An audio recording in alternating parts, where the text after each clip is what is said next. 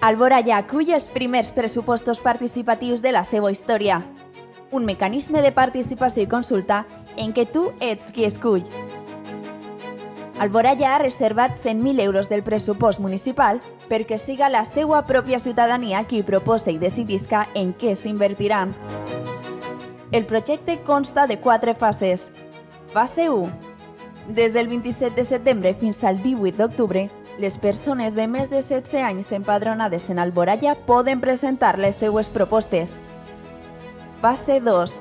Comença el 19 d'octubre. La ciutadania avala les propostes presentades, que se'n sortiran si compten amb 25 suports. Finalitza l'1 de novembre. Fase 3. Des del dia 2 fins al 16 de novembre, les propostes són estudiades pels diferents serveis tècnics de l'Ajuntament, que determinaran la seva viabilitat. Fase 4. Del 17 de novembre al 4 de desembre, força arriba a la decisió final. Vota les propostes finalistes. Fes que la teua idea millori Alboraya i sigues part del canvi. Tu proposes. Tu decideixes.